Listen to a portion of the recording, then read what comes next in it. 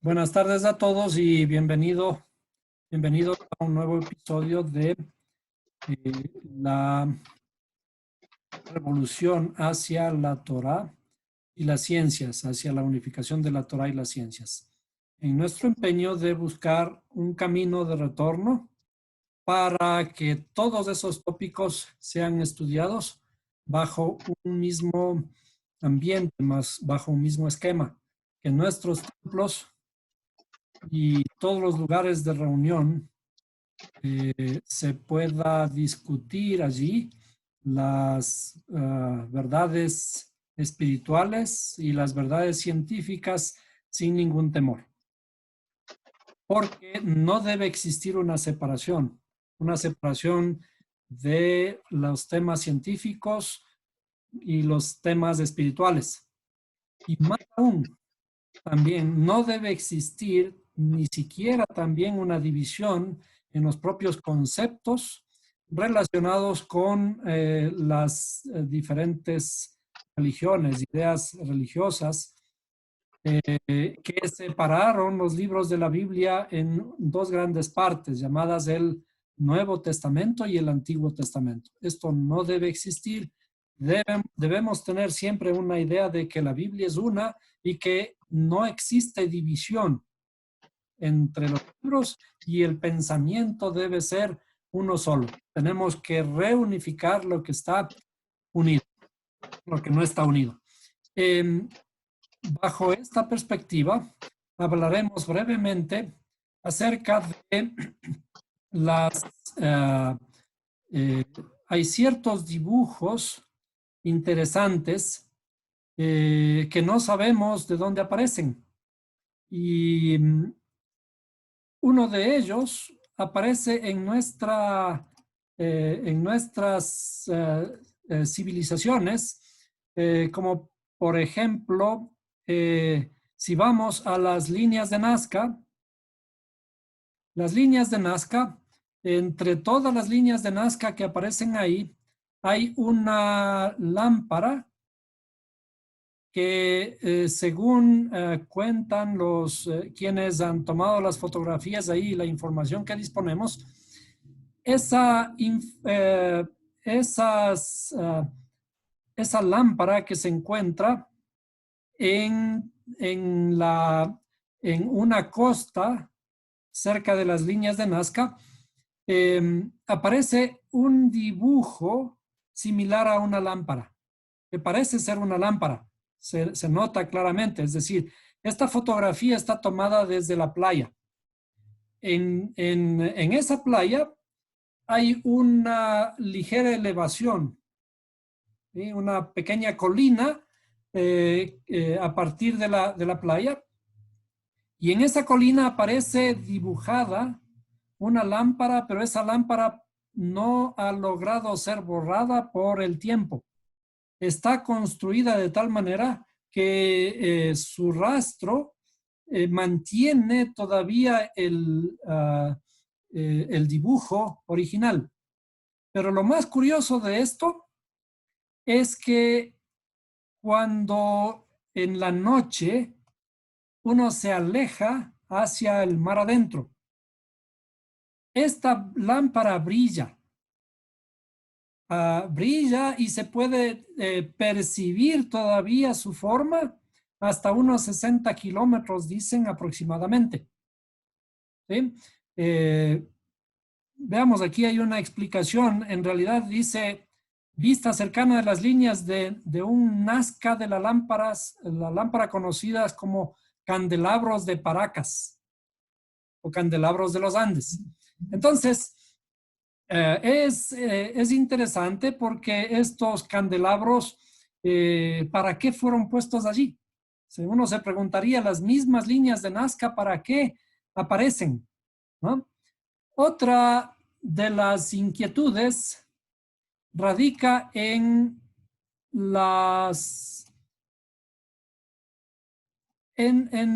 ciertos dibujos que aparecen también entre las líneas de Nazca. Uno de los dibujos más comunes, como ustedes pueden ver, por ejemplo, aquí en un mono cuyo rabo tiene una forma espiral. ¿Sí? Esta forma espiral. Y hay otros ciertos dibujos como estos dibujos que parecen como antropomorfismos de algo, ¿no? Como que simbolizan algo. Hay algo que como que tiene manos levantadas y como que está danzando, pero son figuras bastante extrañas. Entre muchas otras imágenes que tenemos por ahí. O sea, son extraordinarios dibujos que solo se les puede percibir mientras se los ve desde arriba. Pero yo voy a presentarles un documento más, una piedra, el dibujo sobre una piedra que fue encontrada en nuestro propio país. Y hay varios dibujos de estos, varios petroglifos que aparecen en piedras de nuestro país.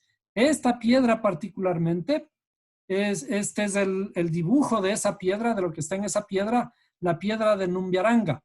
Numbiaranga, en la provincia de Loja.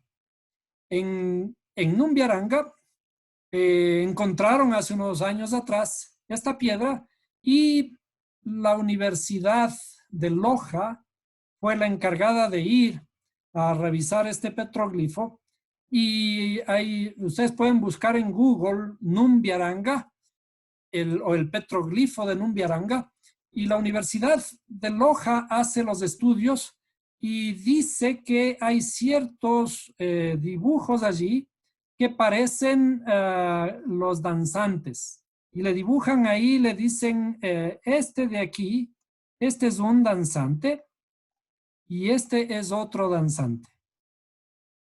¿Sí? Los danzantes, ¿no?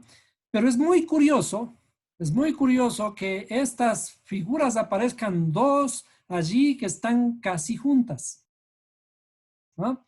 Por otro lado, hay otras figuras que se pueden reconocer muy fácilmente, como esta de aquí, que es como una cabeza de un animal que tiene cuernos.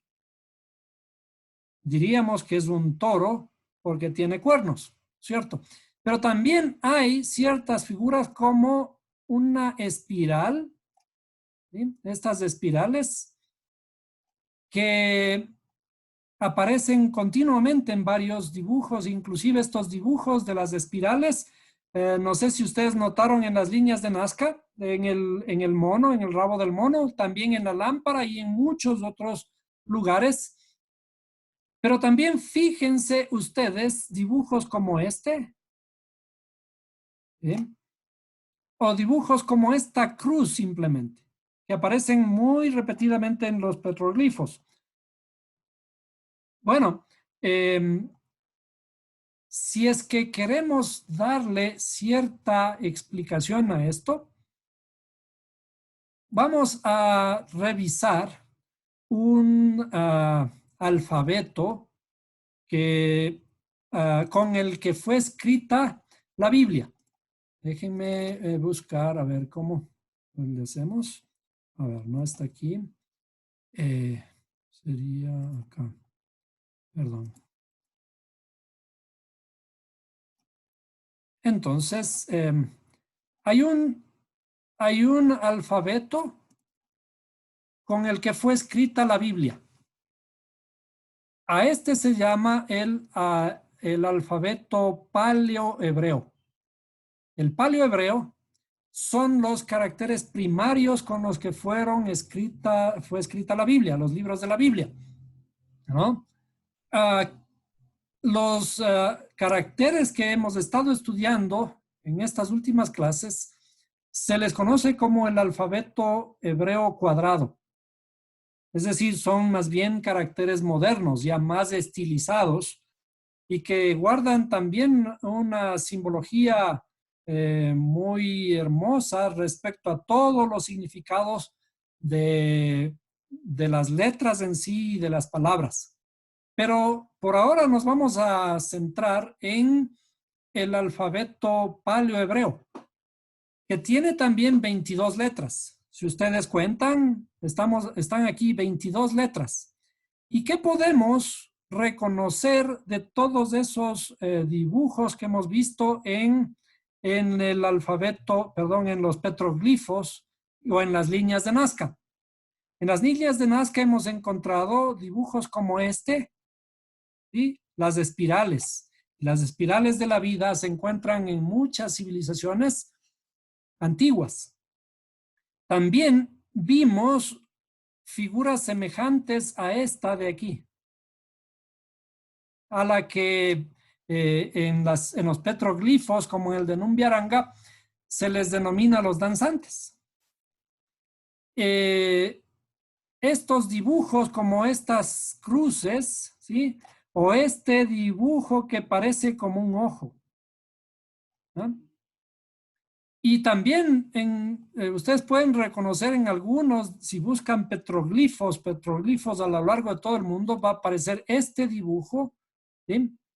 Que es como olas de agua. Y justamente en el alfabeto hebreo, esta letra corresponde a una letra mem, que corresponde a las aguas. Mem de maim, que significan aguas.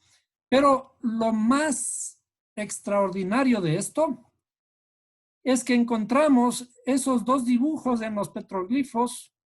Siempre esos dibujos aparecen juntos, o generalmente aparecen juntos estos danzantes, ¿no? Y esos dos dibujos corresponden a una letra hebrea, la letra hebrea que corresponde a una letra, perdón, no es aquí, ¿no? A esta de acá corresponde a una letra Hei del hebreo cuadrado, ¿sí?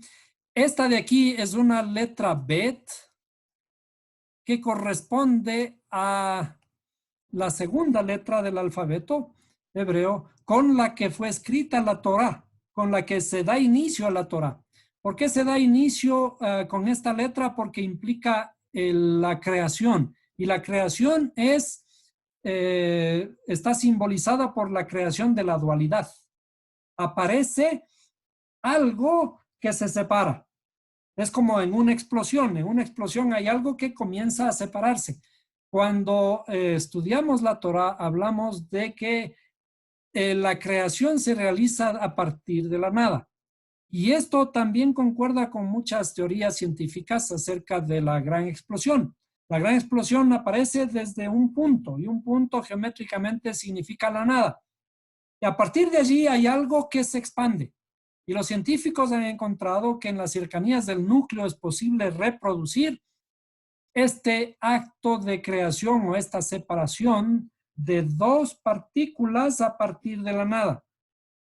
Y esas dos partículas, unos le llaman la materia y la otra partícula la antimateria, que han logrado captar por unos cuantos microsegundos o tiempos muy chiquitos, que esas partículas existen hasta que se vuelven a juntar, a fundir y a desaparecer otra vez.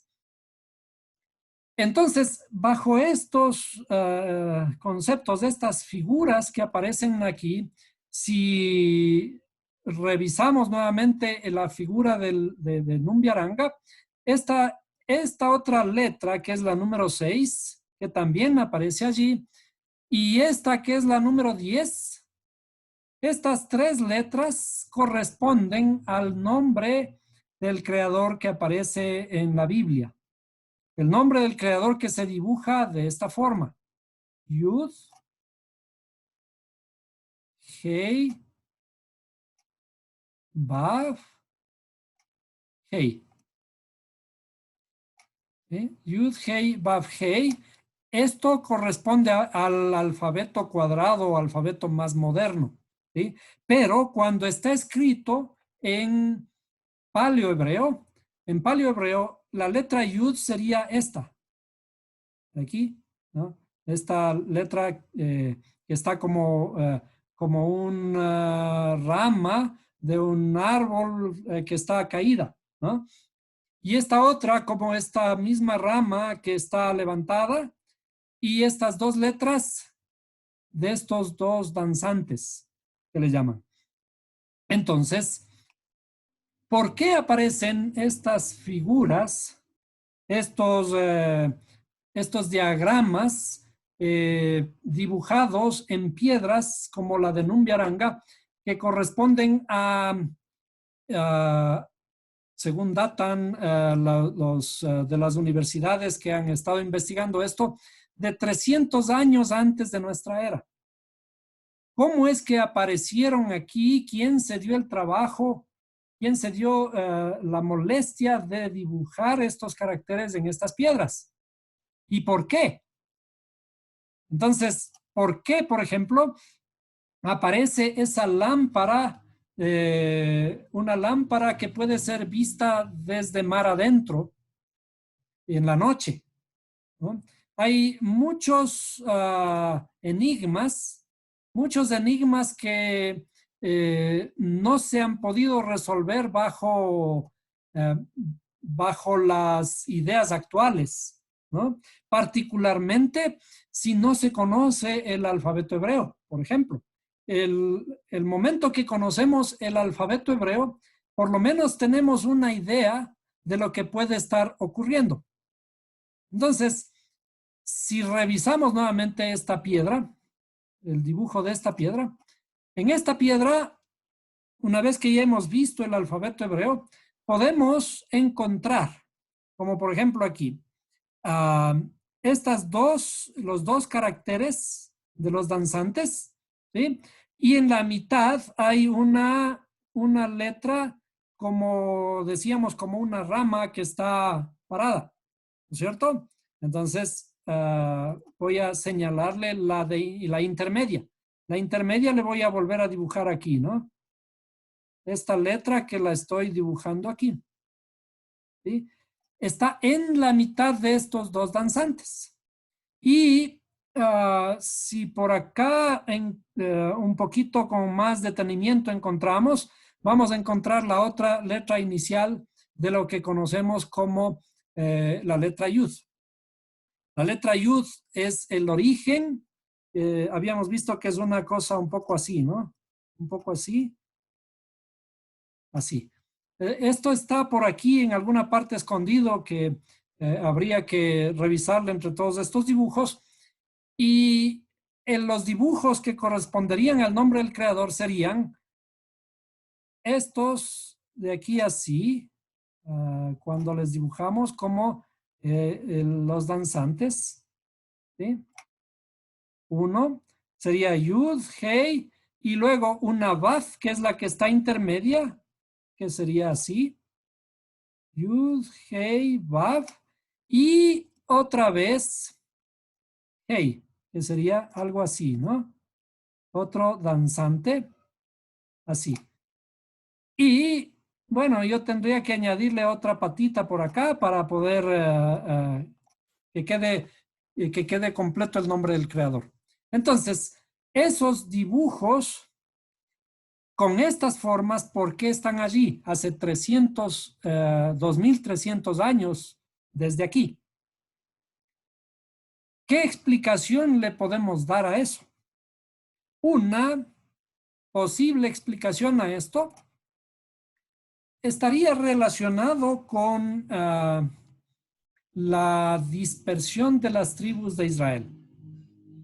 Quienes conocen las historias bíblicas, en realidad, alrededor de 700 años antes de nuestra era, hubo una conquista de las 10 tribus de Israel, cuando Israel estuvo dividido en dos reinos.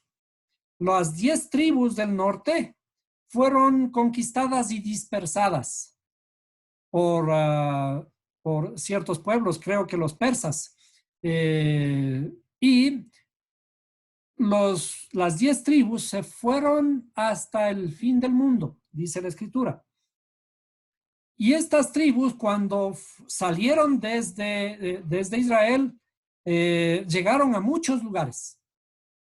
La Biblia relata y nos asegura de que estas 10 tribus llegaron hasta el fin del mundo. Dice, yo los esparcí, dice, hasta los 4 vientos. hasta el fin del mundo. Y hay una expresión en hebreo que dice Yarketei Eretz, que significa los 4 puntos del mundo, hasta el fin del mundo. Quienes han investigado estas historias y han trazado hacia dónde han llegado estas tribus, algunos dicen que una tribu llegó a América. Y la tribu que llegó a América, una de esas tribus que viajó porque eran buenos navegantes, dicen que navegaron tanto hasta llegar a América, y a partir de esta idea es que una de las religiones que fue creada en Norteamérica, llamada los Hijos de los Santos de los Últimos Días, o comúnmente llamados mormones, ellos crearon una historia relacionada con una de las tribus de Israel que aparece en América. Si es verdad, es mentira, no vamos a discutirlo en este momento, pero generalmente, mirándole desde este aspecto, todas las leyendas tienen algo de verdad. En todas las leyendas vamos a encontrar algo de verdad. Entonces, si es que asumimos que una de las 10 tribus de Israel llegó a América, estamos hablando de alrededor de 700 años antes de nuestra era, y se establecieron, por ejemplo, en Norteamérica, y también pudieron haber venido hasta acá a Sudamérica.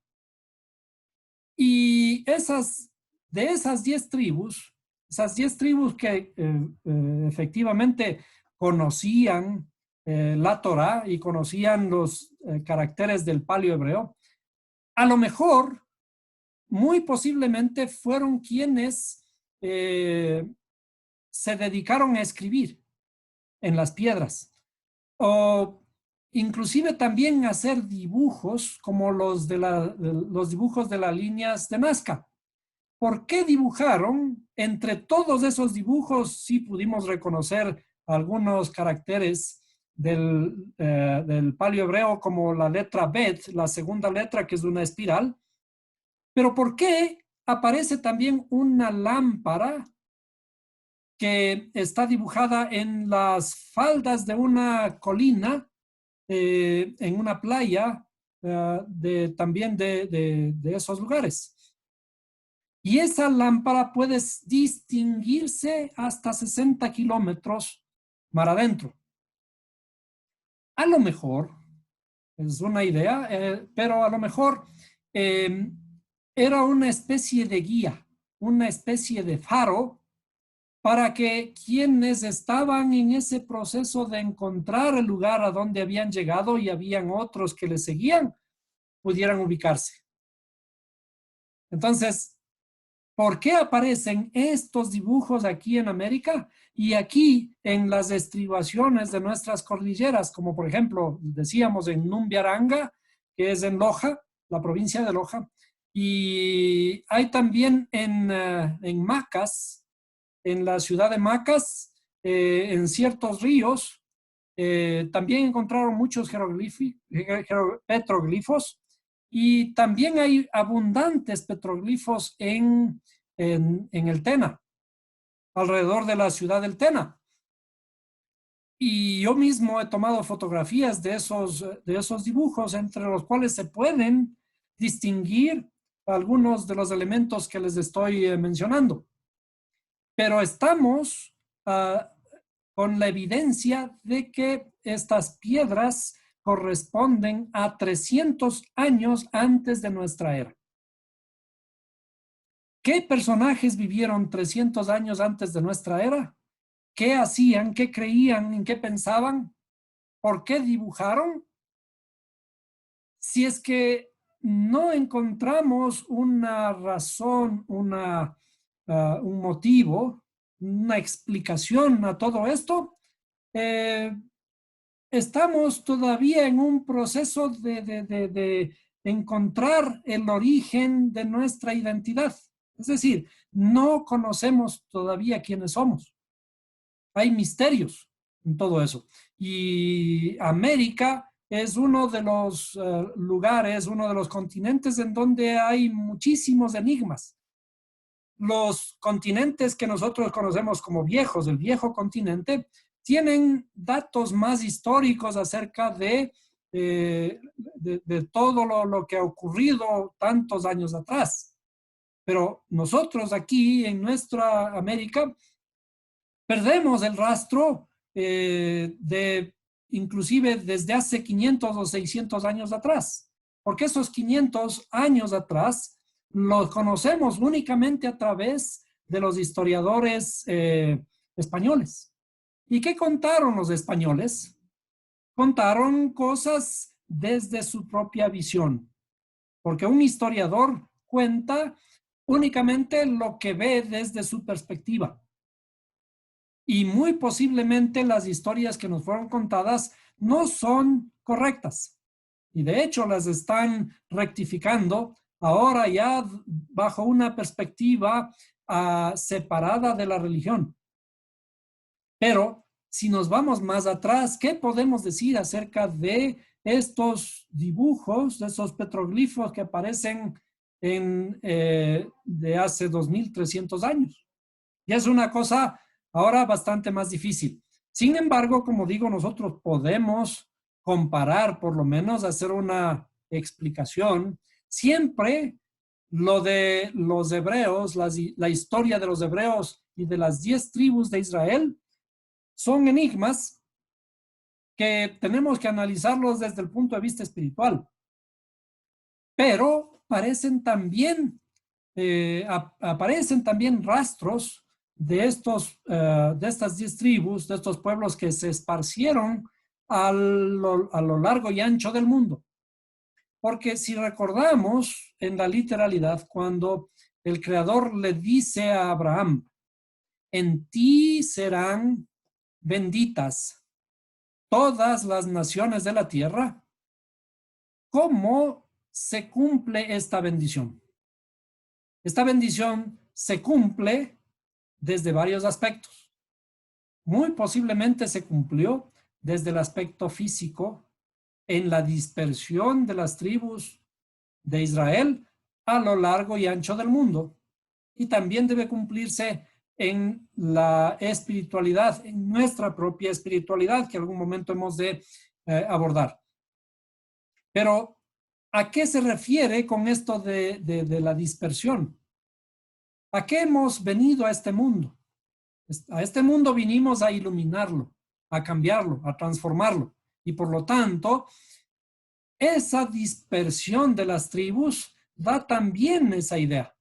Llevar esa semilla hasta cualquier lugar para iniciar una chispa de luz, iluminar a los pueblos que encontramos en nuestro paso. Ese debería ser nuestra misión. Y esto es muy posible que haya ocurrido, es una idea nuestra, porque revisamos estos aspectos comparando con la Torá que fue escrita también hace mucho tiempo atrás. Y la forma en que fue escrita la Torá fue escrita en los caracteres paleohebreos, como el que habíamos estado mirando aquí, en esta figura. Con estos caracteres paleohebreos fue escrita la Torá antes de que existan los caracteres que estudiamos ahora. El famoso alfabeto paleohebreo, que también contiene 22 letras. Muy bien, hasta aquí sería la disertación de esta tarde. Si tienen alguna pregunta, por favor.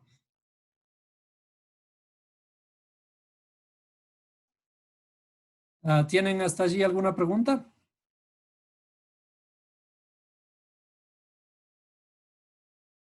Pueden activar sus micrófonos. Si no, pues muchas gracias. Estaremos hablando de un nuevo tema en nuestro próximo episodio.